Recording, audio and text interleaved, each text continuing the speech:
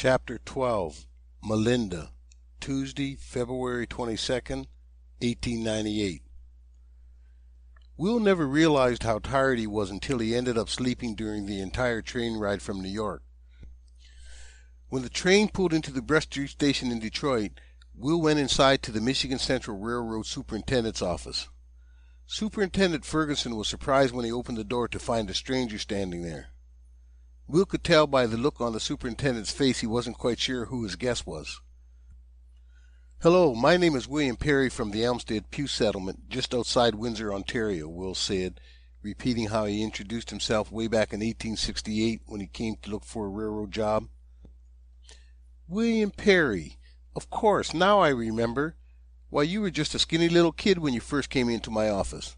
You have changed so much I never would have recognized you," the superintendent said. Will had changed. He was now 6 feet 6 inches tall, and since he became a sailor he had let his hair grow to his shoulders, and his beard was to his chest. The superintendent escorted him into his office and had Will tell him everything that had happened in his life since he left the railroad. "How's my good friend Cookie doing? Is he still working on his cookie car?" Will asked. "Yep," Superintendent Ferguson said. "We're both getting older now, but we don't want to retire because railroading is all we know how to do. In fact, the 6 o'clock train should be pulling into the station any minute, so you will get to see Cookie. He sure is going to be surprised and happy to see you." Will thanked the superintendent for his hospitality and then went out to the station platform just as the train was pulling in. He made his way to the cookie car, and when the train came to a complete stop, Will waited outside to surprise Cookie. When Cookie saw him, he was surprised, and the passengers getting off the train stared at the two men as they hugged and slapped each other on the back. "How are you?" Cookie asked as he put a hand on Will's shoulder. "I'm doing great, Cookie. I've traveled all over the world since the last time I saw you," Will said. "Your friend Captain Patch Hawkins was really good to me. He took me to places I always dreamed about when I was young and used to sit on the branch of the old oak tree back home. He said to tell you hello and invited you to come sail with him any time on the Flying Clipper. Captain Hawkins knows I get seasick when I'm on a boat. I think the cookie car can take me to all the places I want to go," Cookie said, smiling. Cookie invited Will to the cookie car, where he insisted he stay all night before going home. "You can tell me about all of your adventures and the things you saw," Cookie said. So that night Will told Cookie everything that happened during his sailing years, ending with their stop in India, where Will learned about the Taj Mahal. He never had time to go see it, but Will told Cookie the Taj Mahal is located in Agra, India, and is a mausoleum that began construction in 1632 by the Emperor Shah Jahan for his third wife, Mumtaz Mahal, who was his favorite. She died giving birth to their 14th child, a daughter named Gahara Begum. The emperor was so grief-stricken that he built the Taj Mahal as a monument to the love he had for his wife. Cookie enjoyed listening to the stories Will had to tell, and he was happy his friend survived the many dangers he faced. The next morning Will went to the Detroit River and boarded John Hill's ferry boat back to Windsor. He was happy he had a chance to spend some time with Cookie because his friend always made him smile. When he arrived home, he marveled at all the changes and the growth of the community. He made his way down the long wooded path to the Perry farmhouse located next to the Pike Creek. He stopped by the old oak tree in his front yard and looked up at his favorite tree branch, remembering his many days of dreaming about traveling the world. There wasn't anyone home, so Will sat in the swing that hung from the branch. About an hour later, a horse-drawn wagon carrying his parents made its way down the road towards Will. When it almost reached him, his mother let out a shriek of elation when she recognized her son, who had been gone for years. His father, Henry, had to quickly stop the wagon so Kazar wouldn't injure herself in her attempt to jump off and run to her son. Later that evening, while Will and his mother were doing the dishes, they talked. "You know, with your beard and long hair, you look just like your Uncle Jim," his mother said. "I know, Mama. Whenever I would look in the mirror, it made me think of Uncle. Now that I'm back, I will be shaving my beard before I go to Ypsilanti to look for a job," Will said. His father walked into the kitchen just then and asked, "Why are you going way over to Ypsi to get a job? There are plenty of jobs around here." "I want to do something other than farming. Besides, I'm ready to look for a wife now, and everyone in our community is either related or already married," Will answered his dad. His father understood, so he didn't say anything else. He was a little disappointed, however, because it seemed most of his children were all moving away. His daughter Margaret and her husband Fred Anderson had recently moved to Toledo, Ohio, and his son Joseph and Stella were talking about leaving Ypsi and also moving there. His son and daughter-in-law, young Jim and Annie Sue, had left the Perry Farms and now lived in the town of Leamington, Ontario. He was happy, however, that his daughter Parthena and son-in-law Henry Walls were just a few miles away on their farm near the Puce River. At least his son Will was only going as far as Ypsi, so he would get to see him more often than when he was traveling the world.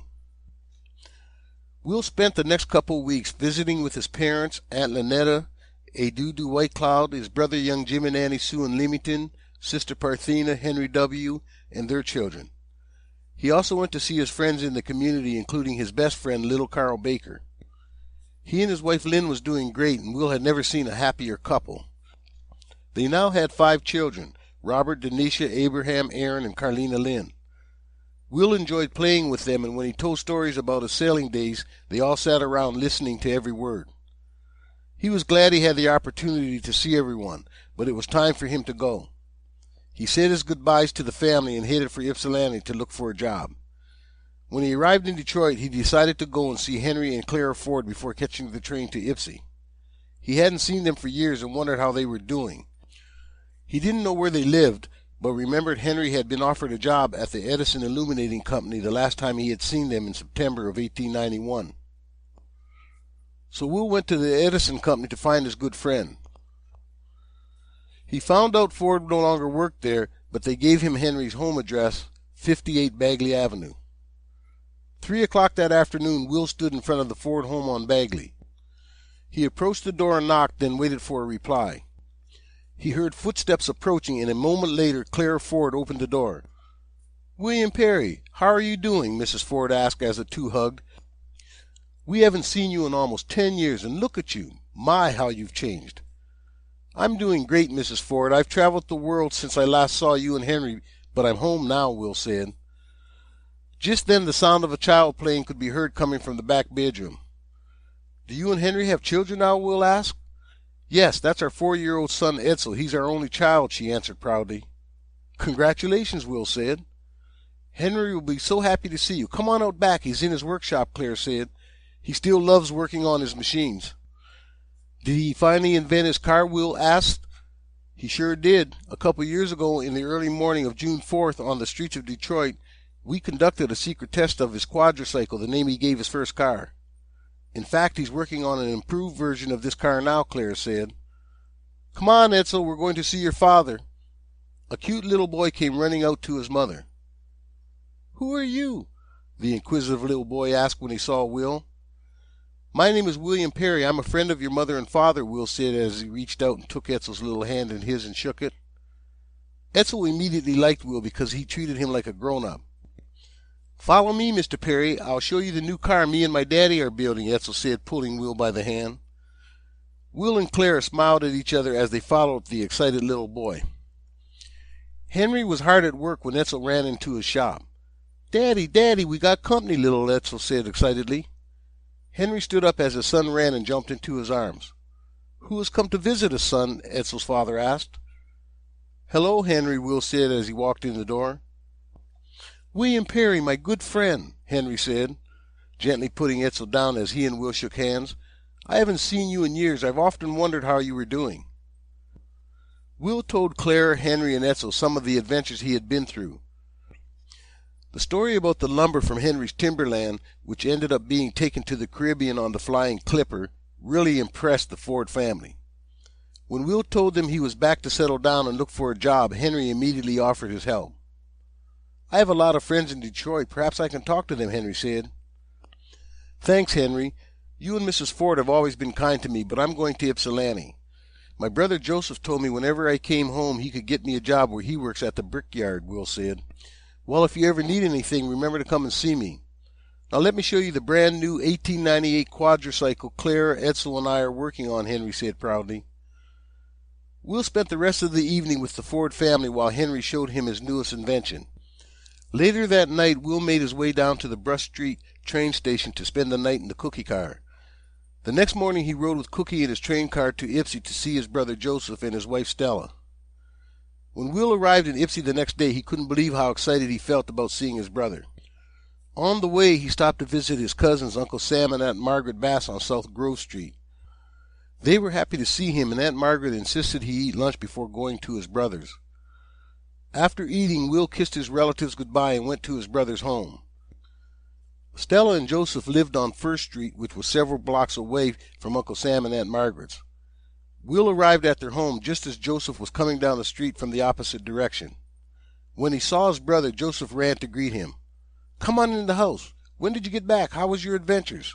"Stella's going to be so surprised. She always says you are one of her favorite people," Joseph said. Will smiled and told him he'd answer all of his questions when they got inside. Then he followed his older brother into their home. Stella was happy to see him, and to celebrate she cooked a fantastic dinner.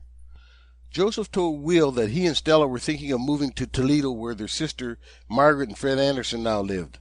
They wanted to save enough money to buy a house first, so he wasn't in any hurry. The three family members stayed up nearly all night talking. Fortunately, it was Saturday, so Joseph didn't have to work the next day. Even though they were all tired in the morning, they managed to make it to church on time. Will sat in the church pew enjoying the singing and the minister's sermon, along with Joseph, Stella, Uncle Sam, Aunt Margaret, and their daughter Catherine. He noticed in the row in front of him and to his right a beautiful young woman with long black hair sitting with an older couple he assumed were her parents.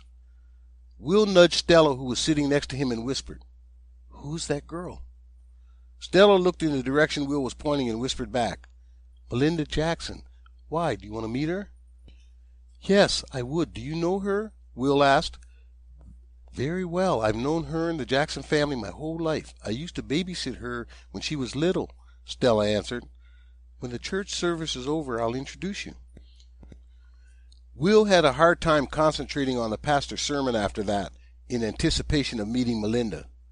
He was sure he noticed her glancing in his direction a couple of times, and it was very difficult for him to avoid eye contact with her. When church ended, Will hurried Stella and Joseph outside to be sure they wouldn't miss the Jacksons as they left. "Hello, Mr. and Mrs. Jackson. Hi, Melinda," Stella said as they were coming down the church steps. "The pastor gave an inspiring sermon this morning, didn't he?" "Hello, Stella and Joseph. Yes, he did," the Jackson parents said. While the Jacksons talked with Will's brother and sister-in-law, Will and Melinda stood to the side. Melinda smiled shyly at Will and lowered her head slightly. All he could do was just stare at her as he waited patiently for Stella to introduce them. Finally, Stella said, "Melinda, Mr. and Mrs. Jackson, I would like you to meet my brother-in-law, William Perry." When Melinda looked directly at Will, her pretty brown eyes and long eyelashes made his heart skip a beat. On the way back home, Will talked nonstop about the girl he hoped to marry someday. Stella and Joseph looked at each other and laughed because it reminded them so much of how they had felt the first time they met. Will wasn't able to sleep that night because he kept thinking about Melinda. Next morning at breakfast, he continued talking about her as Joseph prepared for work. "You can come with me to the brickyard, Will. I'm going to speak with the yard foreman, Mr. Smith, and see if he needs some more help," Joseph said. "That would be great," Will said. He hoped he could find a job because he knew he wanted to live in Ypsi and be closer to Melinda. Luckily, Mr. Smith said he was looking for someone to train as a bricklayer, so Will was hired that day. He explained to Will he would start as an apprentice, but to become a good bricklayer he should know a little about the history of bricks and the bricklaying trade. Mr. Smith told Will the oldest shaped bricks were found around 7500 BC in Kayanu, a place located in modern-day Turkey. The ancient Egyptians used clay mud bricks in their buildings. Bricks are also made from shale, soft slate, calcium silicate, concrete, or stone. A brick is about 4 inches wide by 8 inches long. The brickyard is also called wheelbarrow yards because most of the equipment can be loaded on a wheelbarrow and taken to the building site. Sometimes the yards were moved close to where the construction was taking place as long as there was plenty of clay around for making the bricks. If the brickyard was permanent, access to water transportation or railroads was necessary to move the bricks. Mr. Smith taught him a lot that first day, and by the end of the week Will knew he wanted to become a master bricklayer. Friday night after work, Will came home and began to get dressed up. "Are you going out on your first big date with Melinda?" Stella asked.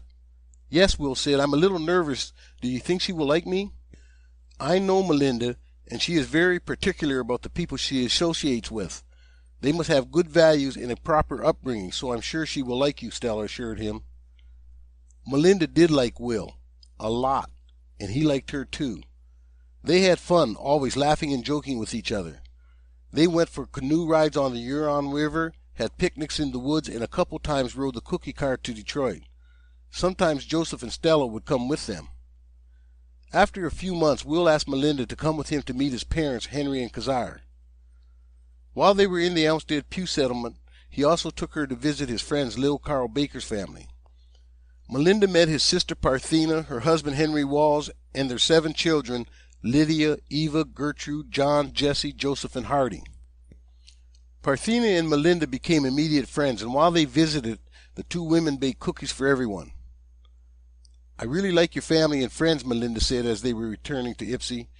"Your sister Parthena is so nice, and we seem to have a lot in common. I hope you take me to visit again." "Don't worry, we will go back real soon," Will said, smiling as he thought about the cookies. He was happy Melinda got along so well with his relatives and friends, because one day he hoped she would become his wife. When they returned to Ypsi, Will immediately went back to work. He continued his bricklaying apprenticeship with Mr. Smith, learning all that he could, including how to read blueprints or drawings of buildings. Mr. Smith taught him that when building a structure, bricklayers, or brick masons as they are sometimes called, use 1 or 2 methods of laying bricks. They are called the corner lead or the corner pole. The corner lead method is done by constructing a pyramid of bricks at each corner called a lead. After the corner leads are finished, the wall between the corners is filled in using a line from corner to corner to guide each row or course of brick and keep the wall straight. This method requires the bricklayer to be very experienced, and because this was time-consuming and expensive, some brick masons use the corner pole method.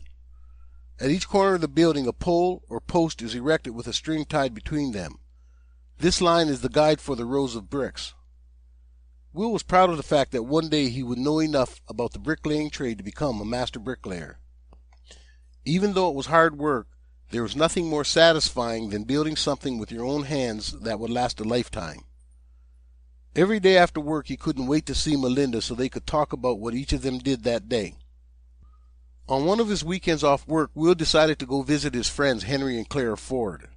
He rode the cookie car on a 6 a.m. run to Detroit. That evening, Will went to visit the Fords, and like they always did, they invited him to stay for dinner. After having a wonderful time with the Fords, he came back to spend the night with Cookie before returning to Ypsi. Cookie was still awake when Will arrived. "Did you have a good visit with your friends?" "Fantastic as usual. They said to tell you hello, and when you get the chance to come and visit them," Will said. "That's very nice of them. Maybe I'll go with you next time," Cookie said. "You sure would enjoy it. Henry is a genius, and you should see his car and listen to his business ideas. I believe one day he will be one of the wealthiest men in the world," Will said, not realizing his prediction would come true.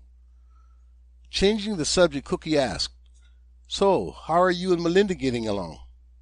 "I'm in love with her. When I get back, I'm going to ask her to marry me because I can't wait any longer." "I sure hope she says yes," Will said, crossing his fingers, hoping that would give him good luck. Cookie laughed at how nervous his friend seemed to be, so he said, "I'll help you so that Melinda won't be able to say no. Come and sit beside me and I'll tell you what we're going to do." Will went over and sat beside his friend in the open door of the cookie car and listened to him explain the surprise they would plan for Melinda. When they reached Ypsi that evening, Will went to get Joseph, Stella, and Melinda for a private dinner Cookie had prepared for them.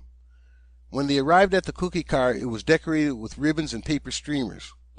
On a table there were a tablecloth and a set of Cookie's finest dishes and silverware with 2 tall candles sitting in the middle. Around the table there were 4 chairs for his guests. Cookie greeted them at the door with a towel draped over his arm and a tight suit coat, which Will knew he must have borrowed from Superintendent Ferguson. Cookie made a low bow and said to the ladies, "Welcome to the famous cookie car. Tonight you are my guests, so your wish is my command." The girls giggled as Cookie assisted them up the steps of the train car. Will was proud of Cookie and loved the way he could always make a person feel so special. The five of them had a wonderful time that night, and Cookie served their dinner like they were in the finest restaurant in Ypsilanti. Once they had finished eating, they all sat on the floor of the open railroad car with their legs hanging over the edge. There was a full moon in the sky, and even though it was February 22nd, it was an unusually mild and beautiful night. Cookie began telling stories which had them all laughing so hard they could hardly stop to catch their breath. Finally, Will stood up and told everyone he had an announcement. He went to the table and brought one of the chairs over by the open door. He reached for Melinda's hand and asked her to come and sit in the chair. Joseph and Stella were looking at Will, wondering what he was up to. After Melinda was sitting, Will got down on one knee, reached in his pocket, then pulled out a small box. He opened it, then pulled out a ring and said, "You know how much I love you, and so I wondered if you would spend the rest of your life with me. Will you marry me, Melinda Jackson?" Melinda looked at Will, and tears began streaming down her face. "Yes, darling, I love you too."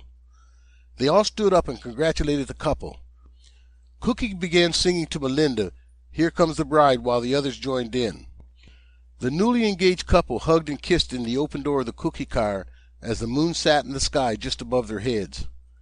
Later, while Will and his new fiancée walked home hand in hand, they began planning their wedding. They would get married in the United States and have the wedding reception in Canada, making it an international ceremony. When Will got back to the cookie car later that night, Cookie was still up sitting in the open door with his unlit corncob pipe in his mouth. Will hopped up beside his friend and thanked him for making this night so special. Cookie said it was no problem. He was just happy he could be a part of their engagement night. The two men continued quietly sitting there looking out of the train door at the full moon until the sun came up.